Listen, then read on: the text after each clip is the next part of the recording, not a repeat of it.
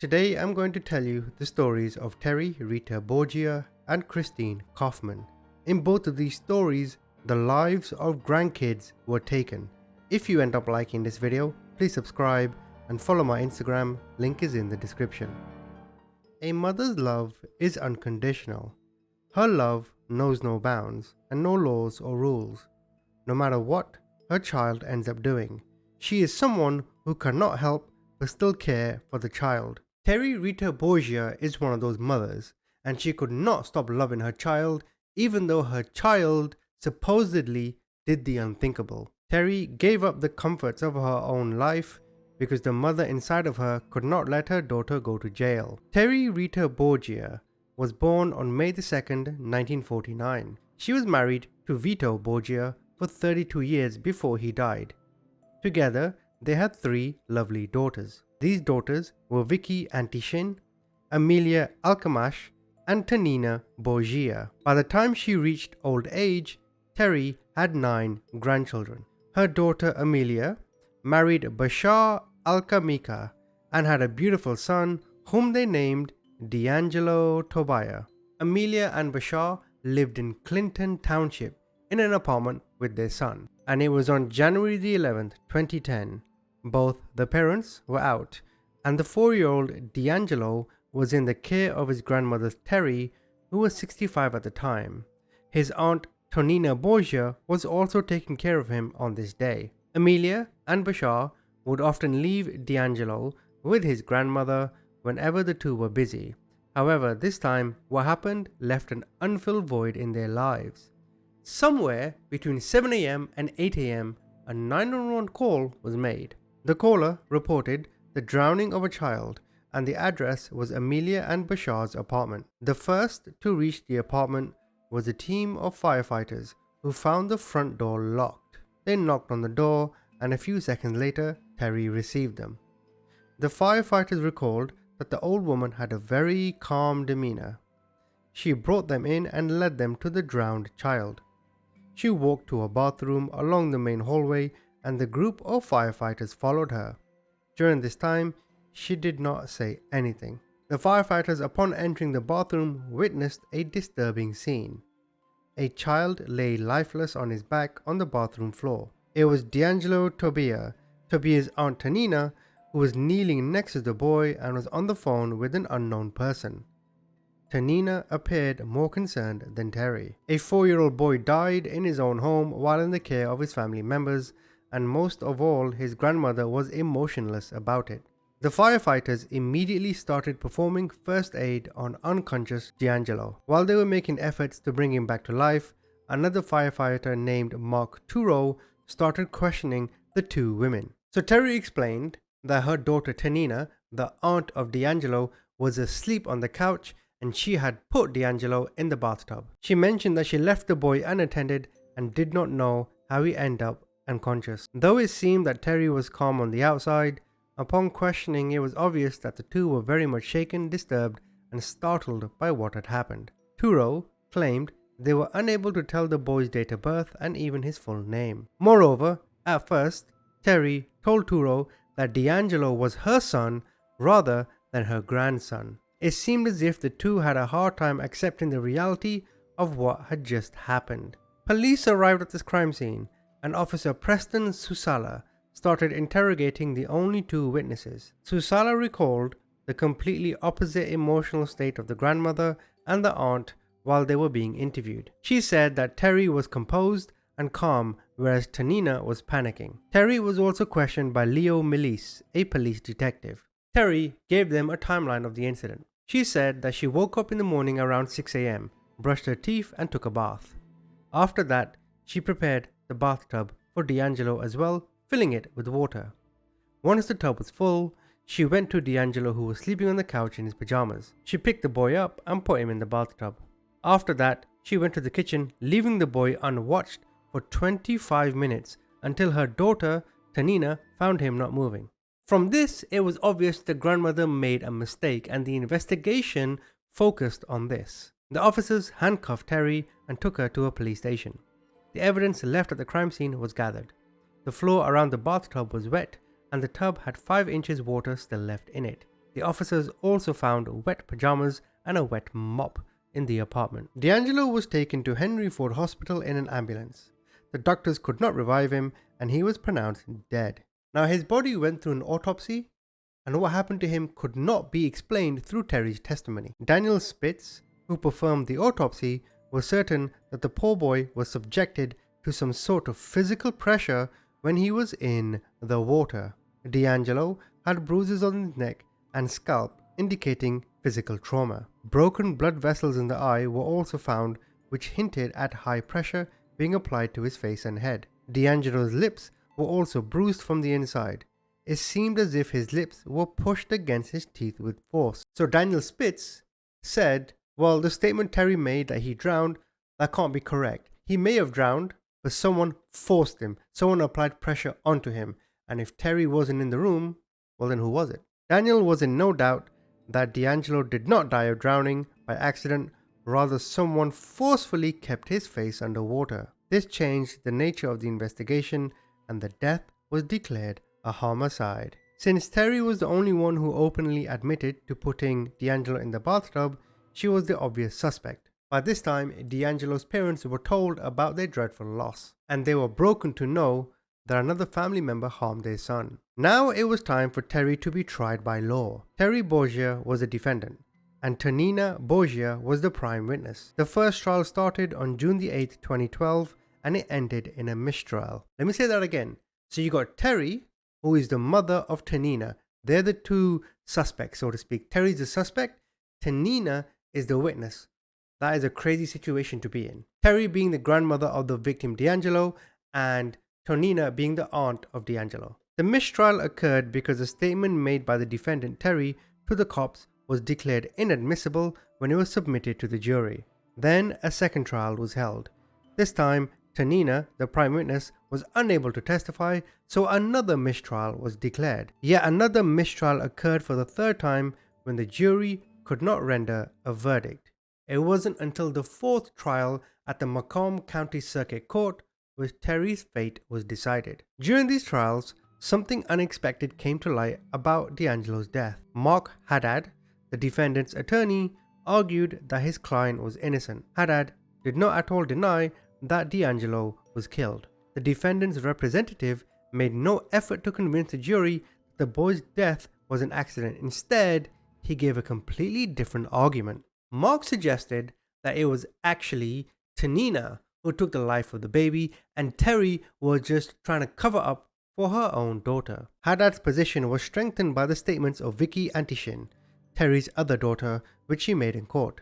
She said that after DeAngelo died, Tonina stayed with Vicky for a few days.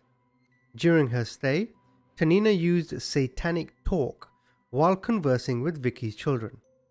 She also testified that Tonina once forced one of Vicky's kids out of the front door of the house with an intention to kidnap the child. Now, if that wasn't a red flag, then her next statement was sure to put Tonina on the list of suspects. Vicky testified that on one of the days that she took Tonina to court, Tonina admitted that she's the one that took the life of the child. Vicky also gave an important noteworthy detail. She said that even though DeAngelo was a 4-year-old child, his physical strength was extraordinary for his age. She refused to believe that Terry, a weak 65-year-old grandmother, was easily able to overcome DeAngelo, who at the moment of the forced drowning was probably resisting physically. Vicky also stated that Terry had taken care of DeAngelo many times in the past and she always took great care of him. So now in the courtroom, the fingers were starting to be turned in Tonina. But she was not there for her mother's fourth trial, so the jury reviewed her statements made at the previous mistrials. During one of the mistrials, Tonina testified that on the 30th of November 2012, she had not killed DeAngelo and that she was confident that her mother Terry was indeed the culprit. And this is where I go back to what a situation to be in. You gotta snitch on your mother or your mother's gotta snitch on you. I don't envy it, that's for sure. Terry and DeAngelo were together in the living room when she went to bed. The next day, she woke up at 5 a.m. when Terry knocked on her door, telling Tonina that she had taken the life of DeAngelo. Tonina walked up to the bathroom and saw her nephew lifeless. She also said that she performed CPR on DeAngelo in hopes that he would regain consciousness, but Terry refused to give her any help during the process. Tonina also gave a theory as to why Terry would have taken the life of her own grandson. Tonina claimed that Terry had enough of being a grandmother and she got sick of continually taking care of DeAngelo. It may also be possible that Terry's poor financial status forced her to do what she did. She also revealed her mother's unstable mental state in the past years. Terry, supposedly, had attempted to commit suicide in the past, and her daughters tried to send her to a mental hospital. In fact, before the trial started, Terry was declared mentally unable to take part in trials, though she was allowed to participate after her stay at the Center for Forensic Psychiatry. However, the psychiatrist examining her did have doubts about whether she even knew that what she claims to do was criminal. While testifying in court, Tonina opened up about her mental issues as well. She said that she suffered from bipolar syndrome and psychosis. She was on antipsychotic meds most of her adult life. However, the defense attorney did not back up when such claims were made about his client. He tried to prove that Tonina's testimony cannot be considered valid since she had given 6 different accounts about DeAngelo's death to the police. Tonina would often change her statements, and there was no guarantee that she would not change these statements as well. Tonina's claim that Terry was tired of being a grandmother and a babysitter also did not sit right with the jury and the prosecutors, since Terry was one of the people who helped deliver DeAngelo when he was born. Terry had always shown love to all her grandkids. Vicky also testified in the favor of her mother, saying that the reason her mental health declined in the past several years was that it was hard for her to cope with the loss of her husband. And Vicky said despite all of this, she had been a wonderful grandmother. Vicky was quick to highlight that Tonina confidently calling her mother guilty was nothing out of the ordinary. She said that Tonina was a hot-tempered person who had anger issues and would sometimes call Terry a white Nazi. And considering how she could use these words against her mother, it's no surprise that she testified against her mother. While the trials were going on, Bashar and Amelia, the parents of DeAngelo, were becoming more certain that the real murderer is not Terry, but Tonina. They raised their doubts to the judge and the police many times. They told that one time visiting Terry at the Macomb County Jail before the last trial, she hinted at what the two suspected all along. Amelia went up to her mother, and her mother said quietly, "I didn't do it." The parents of the victim argue that Tonina should have been arrested along with Terry. She should have been as vigorously interviewed by the police and the investigators as Terry was. This probably would have gathered more evidence against Tonina. However, the prosecutor, William Cataldo, found it absurd that the defense attorney claims that his client is innocent when the client herself has admitted to the crime several times, and Cataldo was insistent on finding Terry guilty. Throughout this back and forth blame game, there was one fishy aspect of the trial. Terry, the defendant, never testified. Neither did she make any efforts to prove herself not guilty. Though one time she admitted to putting DeAngelo in the bath, she claimed that his death was purely accidental and she never planned to kill him. In other words, she put him in the bath, she went off to the kitchen and she forgot. This is all an accident. Deep down inside, everyone in the courtroom knew why that was. She was intentionally taking the blame for her daughter. The daughter who used to call her a white Nazi and unhesitantly testified against her. In the end, the court found more evidence against Terry than Tonina. Considering Terry's calm attitude after the death of her grandson, her constant confessions to the crime, and the fact that she personally made no efforts to prove herself innocent, made the jury declare Terry guilty. After 3 mistrials and a long 4th trial, it was all coming to an end. On the 12th of June 2013, the day of the verdict, Tonina Borgia addressed her family in the proceedings saying, "I love all my children. I loved DeAngelo very much." To this, Bashar, the father of DeAngelo, said, "Tell us the truth." Terry's representatives, knowing that their client was about to be declared guilty, applied for a defense motion for a new trial, but the judge rejected this. Terry Rita Borgia was charged with felony murder, first-degree child abuse, and involuntary manslaughter in her grandson's death. She was sentenced to life in prison without the possibility of parole. According to witnesses, she was expressionless when the verdict was read. After the verdict, she expressed her thanks to her attorneys and then walked with the bailiffs. Terry Rita Borgia passed away on May the 29th, 2018. Now you could make a case that Terry is probably the one that may have suffered the most. Her daughter is being blamed for taking the life of her grandson. Her grandson is dead. Her other daughter, the mother of the child, is going to be devastated. Her son-in-law is going to be devastated. Imagine all this pressure on her. Now if it is true that she put him in the bathtub and then she forgot, that's an unforgivable sin. It doesn't matter if it's accidental, it's your job to remember. If we assume that's true. But it seems from the mother, Amelia, to the other sister, Vicky, that Tonina is more likely the culprit. I don't think in this severe situation that a family would choose sides with the bias in their minds. I think sometimes a situation is so severe, everyone is just going to be honest. Intuition is a gift that we have. And when Amelia went to the jail and her mother said, "I didn't do it," there was something inside Amelia that told her, my mother is telling us the truth. That is intuition. Now, of course, I'm stupid, right? So my intuition isn't always correct, but you understand what I'm saying. Now, I think one of the reasons why Terry was so calm during all of this is because I think she went into a state of, not psychosis, but she just couldn't believe what happened. She was numb, emotionless, and she's thinking, well, my daughter has a whole life ahead of her. I'm 65 years old. I love my daughter no matter what. It's mother's love. I'm going to take the fall for her. But ultimately, I don't really know who did what. Terry was 69 years old when she died. She was laid to rest at Cadillac Memorial Gardens East in Clinton Township. With her death, Amelia and Bashar, who were once determined to fight for their son and Terry, have lost all hopes of closure. And I think closure, for me, is what makes me feel the most for the surviving victim's family. They'll never get closure because none of this makes sense. Comment, tell me what you think. We now move on to Christine Kaufman.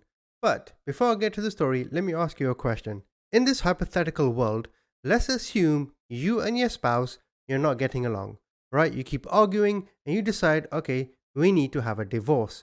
And let's just say your spouse is the one that files for divorce.